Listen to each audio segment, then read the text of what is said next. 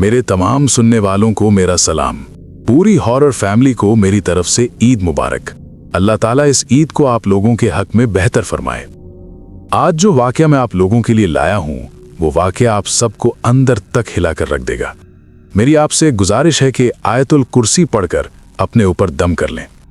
मैं ये समझता हूं कि जब हम इस मखलूक के बारे में बात कर रहे हैं तो ये मखलूक भी हमारे बहुत करीब आकर बैठ जाती है और बड़े गौर से सुनती हैं कि हम इनके बारे में क्या बातें कर रहे हैं। ये वाकया मुझे पिछले दिनों व्हाट्सएप पर एक वॉइस नोट की सूरत में मिला था और मैंने इसे खास ईद के मौके के लिए बचा कर रखा था। ये वाकया मुझे उम्मे अबीहा ने गुजरांवाला से भेजा है और हमेशा की तरह आज भी मेरी भरपूर कोशिश होगी कि मैं आपको ये वाकया मुझे भेजने वालों की जुबानी ही सुनाऊं।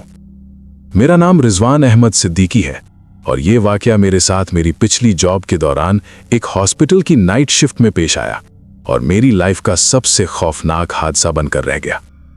मैंने 2018 में एक प्राइवेट मेडिकल हॉस्पिटल में एक रिसेप्शनिस्ट या आसान लफ्जों में एक पीसी ऑपरेटर की जॉब स्टार्ट की थी। ये मेरी पहली जॉब थी। मैं काफी एक्साइटेड भी था इसको लेकर। मुझे नाइट शिफ्ट मिली थी। मैं पहले दिन पूरे टाइम पर हॉस्पिटल पहुंच गया। वहां पर नवाज साहब सीनियर थे। उन्होंने मुझे काम समझाया, कुछ जरूरी रूल्स और हॉस्पिटल के एसओपीज भी बताए और सारी बातों के आखिर में मुझसे बोले, बेटा हमारे हॉस्पिटल में जो 5th फ्लोर है, स्टाफ वगैरह के लिए वहां अलग से वॉशरूम्स है, तो ज्यादातर स्टाफ वही यूज करता है। किसी को भी पेशेंट्स के फ्लोर्स पर बने वॉशरूम या फिर वहां के वार्ड्स में जाने की परमिशन नहीं है। सिवाय उस फ्लोर के स्टाफ के कोई अपना वार्ड छोड़ के दूसरे वार्ड में नहीं जा सकता। तो आप भी इस बात का ख्याल रखना। और फिर कुछ देर के लिए खामोश हो गए और मुझे एक अजीब तशवीश भरी नजर मुझ पर डाली और बोले कि बेटा कोशिश करना 5th फ्लोर पर कम से कम वक्त गुजारो और बिला वजह वहां न जाओ। फिर कुछ सेकंड्स खामोश रहकर फिर से बोले, असल में वो फ्लोर खाली पड़ा रहता है। कुछ टूटा फूटा सामान, स्ट्रेचर्स, खाली पड़े ऑक्सीजन सिलेंडर्स, पुरानी एक्सपायर्ड मेडिसिन्स, डिसइंफेक्टेंट्स, ये सब वहां पड़ा रहता है।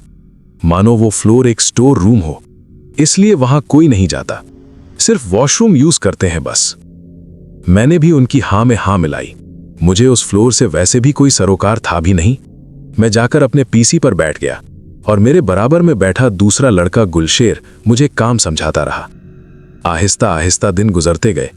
अब मुझे इतनी समझ आ गई थी कि किस मर्ज के पेशेंट को टोकन देकर कौन से डॉक्टर के पास और कौन से वार्ड में भेजना है। मैं पेशेंट्स को टोकन देता और पीसी पर वार्ड नंबर और डॉक्टर का नेम लिखकर उन्हें पर्ची दे देता। मेरी जॉब की टाइमिंग शाम 6 बजे से सुबह 6 बजे थी। 12 आवर्स की शिफ्ट थी और अक्सर रात 2 के बाद पेशेंट्स आना तकरीबन ना के बराबर हो जाता। कोई एक आध इमरजेंसी केस ही भटक जाता तो ठीक, वरना 2 से 6 का वक्त गुजारना बहुत मुश्किल होता। आप हॉस्पिटल्स के पीसीज पर गेम भी नहीं खेल सकते। 24/7 आपकी स्क्रीन पर सीसीटीवी कैमरा होता है, तो वक्त गुजारने के लिए कोई दूसरी चीज भी नहीं थी। बहुत बोरियत का वक्त था। मैंने इस वक्त में गुलशेर को बोलकर कुछ देर के लिए 5th फ्लोर की सीढ़ियों पर बैठकर फोन यूज कर लिया करता था। उससे कुछ टाइम पास हो जाता और 5th फ्लोर पर कोई जाता भी नहीं था, तो मुझे वहां थोड़ा आसरा हो जाता कि कोई देखेगा भी नहीं। मैं ऐसे ही टाइम पास करने जाता, लेकिन गुलशेर मुझे बार बार बोलता, यार तू उस फ्लोर पर ना जाया कर, वो जगह सही नहीं है। लेकिन मुझे कभी इस बारे में बताता नहीं था क्यों वो जगह सही नहीं थी, क्यों वहां कोई नहीं जाता था और क्यों वो जगह पेशेंट्स के साथ साथ स्टाफ के लिए भी बंद कर दी गई थी। मेरे अंदर आहिस्ता आहिस्ता 5th फ्लोर को लेकर क्यूरियोसिटी में फंस गया था। रात के वक्त हॉस्पिटल की खामोशी और 5th फ्लोर के कॉरिडोर का अंधेरा मुझे हमेशा से ही अट्रैक्ट करता था। गुलशेर बार बार मना करता, लेकिन मेरा दिल जाने को होता था। एक रात जब बहुत सारा स्टाफ भी ऑफ पर था, गुलशेर भी और आज तो नवाज साहब भी नहीं थे, मुझे रोकने के लिए मैंने सोचा कि बस आज मैं 5th फ्लोर को एक्सप्लोर कर लेता हूं। आज देखता हूं कि आखिर क्या है इस फ्लोर पर। जैसे ही मैं सीढ़ियों से ऊपर आया, पूरा फ्लोर बिल्कुल खाली था। ओल्ड स्ट्रेचर्स, पुराने ऑक्सीजन सिलेंडर्स और एक्सपायर्ड मेडिसिन्स का स्मेल हवा में एक अजीब ताफुन फैला रहा था। वॉल्स पर पुराने डिसइंफेक्टेंट स्टेन्स और हर जगह धूल और मकड़ी के जाले बने हुए थे, जैसे वहां की एक अरसे से कभी सफाई न की गई हो। मैं आहिस्ता कदमों के साथ सीढ़ियों से ऊपर जाता हुआ सामने एक वार्ड की तरफ गया और नोटिस किया कि एक बेड पर पुरानी चादर और तकिया पड़ा था। लेकिन जैसे ही मैंने उसे हाथ लगाया तो मुझे एक हल्की सी ठंडक ने घेर लिया। मैंने पीछे मुड़कर देखा। कॉरिडोर के एंड में एक हैवला बहुत ही आहिस्ता मूव कर रहा था, पर अंदर कोई लाइट नहीं थी। फिर भी वो हैवला आहिस्ता आहिस्ता मेरी तरफ आ रहा था। मेरे दिल की धड़कन तेज हो गई। मैं घबराता हुआ वहां से अंदर की तरफ चला गया। वहां पर मैंने देखा कि उस अंदर के कमरे से एक पुरानी व्हीलचेयर अपने आप चलती हुई बाहर आ रही है और उसके ऊपर पुराना ऑक्सीजन मास्क ऐसे हिल रहा था जैसे कोई ब्रीदिंग कर रहा हो। मेरे खौफ का कोई ठिकाना नहीं था। दिल एकदम बंद हो गया था। फिर मुझे नवाज साहब की दी गई वार्निंग याद आई, कोशिश करना 5th फ्लोर पर कम से कम वक्त गुजारो। और अब समझ आया कि ये फ्लोर सिर्फ एक स्टोर रूम नहीं था। ये फ्लोर उन लोगों के लिए बंद किया गया था जो इस फ्लोर पर बसने वाली मखलूकात को पसंद नहीं थे। वो व्हील चेयर अब मेरे बहुत करीब आ गई थी और मैंने तकरीबन भागने के अंदर में सीढ़ियों की तरफ कदम बढ़ाए। सीढ़ियों की तरफ जाते हुए मैंने अपने आंखों से उस चीज को कॉरिडोर के एंड में खड़ा देखा, जिसका चेहरा पूरी तरह से ढका हुआ था, पर उसकी आंखें लाल और काफी अजीब थीं, जैसे जल रही हों। जैसे ही मैंने उसे देखा, मैंने और तेजी से दौड़ लगा दी और अब मैं सीढ़ियों पर तकरीबन भागने के अंदाज में नीचे उतर रहा था। आखिरी आवाज जो मैंने उस फ्लोर से आती हुई सुनी, वो बहुत आहिस्ता लेकिन साफ लफ्जों में थी, तुम क्यों आए हो? मैंने नोट किया कि जैसे जैसे मैं नीचे उतर रहा था, वैसे वैसे सीढ़ियों की गिनती बढ़ती ही जा रही थी। मैं बहुत सारी सीढ़ियों से नीचे उतर चुका था, लेकिन ग्राउंड फ्लोर पर नहीं पहुंच पा रहा था। और अब एक और दिल दहला देने वाली चीज मेरे साथ होने लगी। हर बार जब मैं जीना उतरता तो मुझे एक आदमी वहां खड़ा मिलता, जिसकी हालत बहुत खराब थी, मानो उसकी चमड़ी पूरी तरह से जल चुकी हो और वो अभी किसी तंदूर से निकला गया हो। बहुत ही खौफनाक, लेकिन जुबान से एक आवाज तक नहीं निकाल रहा था। मैंने इस बार जोर जोर से सूरह रहमान पढ़ना शुरू कर दी। अम्मी ने हम सब भाई बहनों को सूरह रहमान याद करवाई थी। आज जाकर मुझे उसकी असल मसलिहत समझ आई। सूरह रहमान की शुरू की चंद आयत ही पढ़ी थी कि मुझे जीने से नीचे उतरते हुए इस बार ग्राउंड फ्लोर का फर्श नजर आने लगा।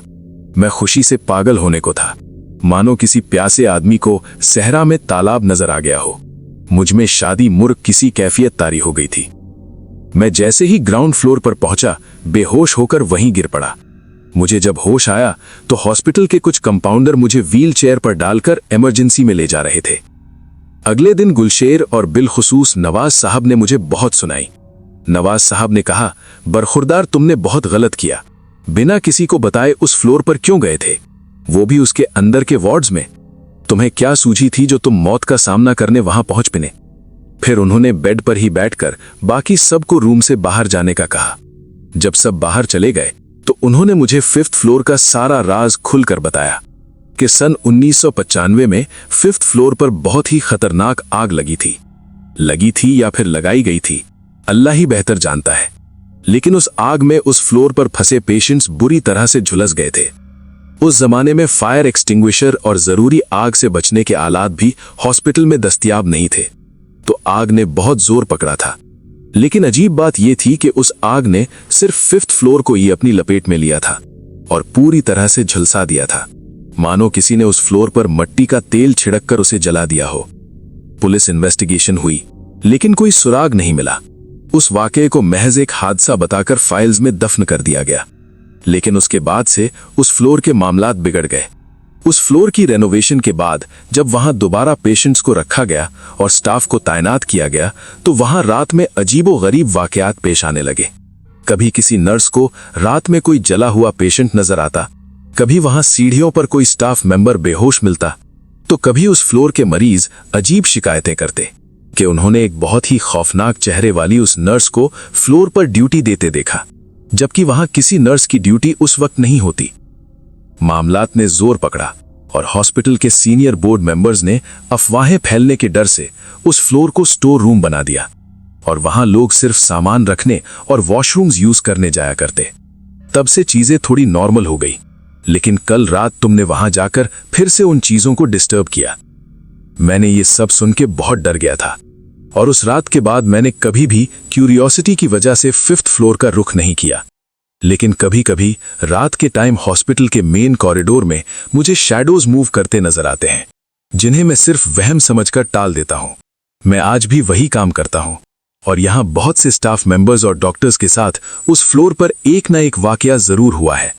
माजरत, मैं आपको हॉस्पिटल का नाम तो नहीं बता सकता, लेकिन इतना जरूर कहूंगा कि ये वाकया कोई मजाक या वहम नहीं बल्कि एक खौफनाक हकीकत है। दोस्तों, जाने से पहले सब्सक्राइब जरूर कीजिएगा और अगर आपको ये स्टोरी पसंद आई है तो लाइक किए बिना नहीं जाइएगा। आपके सपोर्ट का दिल से शुक्रिया। आपसे फिर अगली स्टोरी में मुलाकात होगी। तब तक के लिए फी अमान अल्लाह।